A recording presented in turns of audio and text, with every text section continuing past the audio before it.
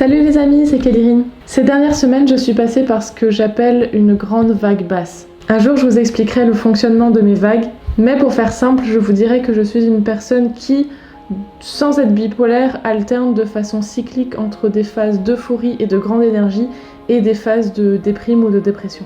Ces phases peuvent durer de quelques jours à 1, 2, voire 3 mois. Et ces derniers mois, j'ai été donc dans une phase basse. J'arrivais pas à me lever le matin, je dormais plus que d'habitude, je n'arrivais à rien et mon cerveau me semblait vide, tout le temps. Quand je suis comme ça, je ne me supporte plus, je ne supporte plus mon environnement, tout me semble sale, je n'ai plus la force pour rien. Parler à des gens, ranger, cuisiner, travailler, même me doucher, j'y arrive plus. J'arrive juste plus. Ou alors ça me demande un effort tel que je mets des heures, voire des jours à m'en remettre. Je n'ai pas encore découvert comment sortir de cette vague quand je suis vraiment au plus profond et au creux de la vague, au milieu du courant. Du moins c'est l'image que moi j'ai en tête. Mais depuis des années, je m'informe énormément sur tout ce qui est psycho, dev perso, découverte de soi, pour pouvoir combattre tout ça justement. Mes nombreuses explorations m'ont permis de trouver certaines clés qui me permettent de ne pas sombrer aussi profond qu'avant, voire même accélérer le processus et revenir plus vite à mon état entre guillemets normal. Notamment une dont je vais parler aujourd'hui en parallèle de mon speed paint qui m'aide énormément. Juste un petit disclaimer, je ne suis pas médecin ni rien. Ce conseil n'est pas universel.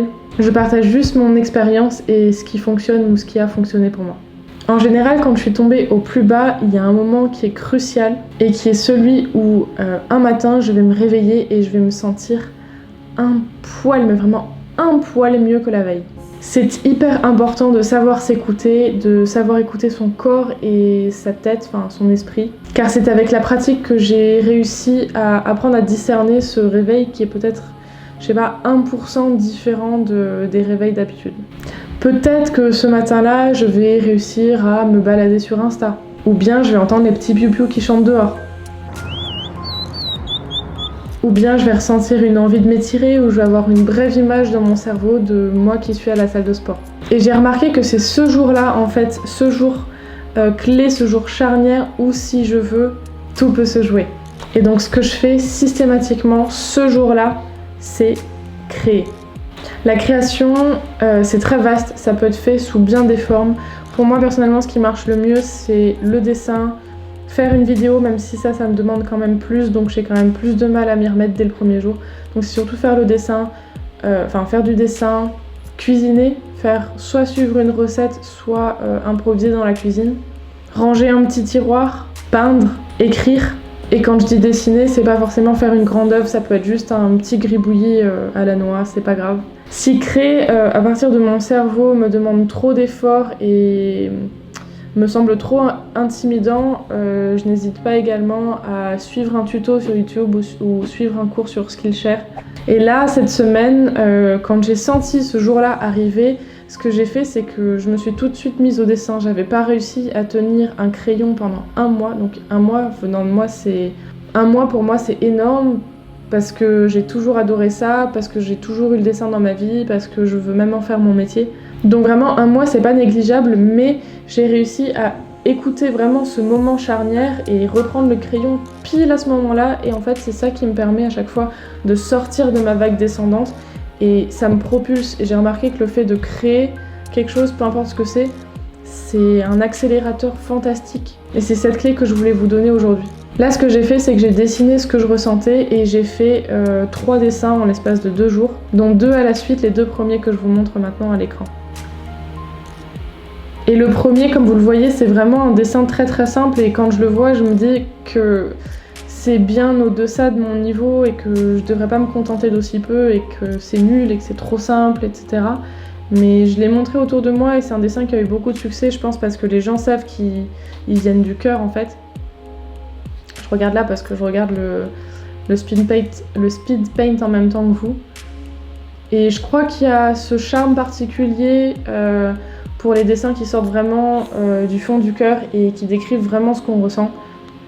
Je crois qu'ils ont une saveur particulière et peu importe le niveau qu'on a, peu importe si c'est moche graphiquement, en fait, ce qui compte c'est le message qui passe, et là le message il est passé. Parfois ma tête pèse un peu trop lourd pour mon corps, c'est exactement ce que je ressens et c'est ce que je ressentais dans ces jours-là. Ensuite, j'ai pris un cours Skillshare que j'ai suivi, qui est un cours sur apprendre à dessiner des corps un peu mous, un peu bizarres, que j'ai vraiment aimé. Et le conseil qu'il donnait était super intéressant, c'était celui de prendre une photo, essayer de recopier en utilisant quelques règles très simples telles que les aplats, les contours simples et francs, etc. Les formes simples. Donc vous voyez que c'est ce que j'ai fait à l'écran. Et j'ai d'ailleurs interprété le dessin en lui faisant faire du stop, alors qu'à la base elle le faisait pas, je vous montrerai le dessin originel.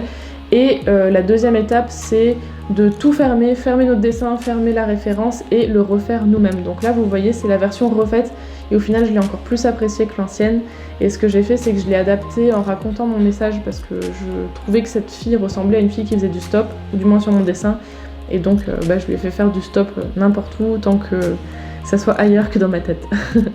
Donc voilà, c'est un processus qui est pour moi une véritable catharsis. Là, le dessin que je fais, je pense que vous avez dû entendre parler du coronavirus qui est là en ce moment, qui affole tout le monde et dont les personnes asiatiques comme moi ou d'origine asiatique souffrent beaucoup, voire chinoises encore plus, parce qu'il y a beaucoup d'amalgames qui sont faits, parce qu'il y a beaucoup de choses affreuses qui sont dites. Et moi, c'est quelque chose, le racisme ordinaire anti-asiatique et anti-chinois, c'est quelque chose que j'ai beaucoup vécu dans ma vie, c'est quelque chose qui me fait beaucoup de mal. Donc j'ai voulu à nouveau profiter de ce petit déclic que j'avais ressenti la veille au matin pour continuer à produire, continuer à créer, sortir des choses de mon âme. Et je sais que c'est ça qui me permet, à chaque fois sans marge d'erreur, à chaque fois c'est infaillible, voilà, ça le mot, de manière infaillible de sortir de cette période de grosse dépression qui m'arrive régulièrement. Donc c'est un dessin un petit peu triste. Ce sont des dessins qui peuvent être un peu tristes, mais aujourd'hui je choisis de les assumer parce qu'ils font partie de moi et parce que je sais que ce côté cyclique que j'ai est amené à revenir et que c'est récurrent chez moi et que pour l'instant il faut que je m'habitue à vivre avec. Forcément, quand je suis dans ces périodes très difficiles et douloureuses pour moi, je me pose beaucoup de questions quant à l'avenir de cette chaîne. Vous voyez que la semaine dernière, j'ai pas réussi à sortir une vidéo. Donc ma grande question, mon grand dilemme, est-ce que je sors quand même des vidéos, mais des vidéos qui seront loin d'être parfaites et où je suis peut-être plus honnête sur mon état d'esprit et mon humeur du moment, quitte à vous parler de ces sujets qui sont peut-être pas faciles, mais qui aideraient peut-être certains d'entre vous, parce que vous êtes beaucoup à me l'avoir dit dans les commentaires, vous êtes beaucoup à m'avoir dit que vous souffrez un petit peu des mêmes choses que moi parfois. Donc je me dis que ça peut être sympa d'être honnête et d'amener une plateforme douce pour trouver des solutions tous ensemble à ça, ou si vous préférez que je garde ce coin comme un coin positif et motivateur, où je ne posterai que des choses quand je suis en vague élevée. Voilà, je vous fais un très gros bisou et je vous dis à bientôt pour la prochaine vidéo. Ciao!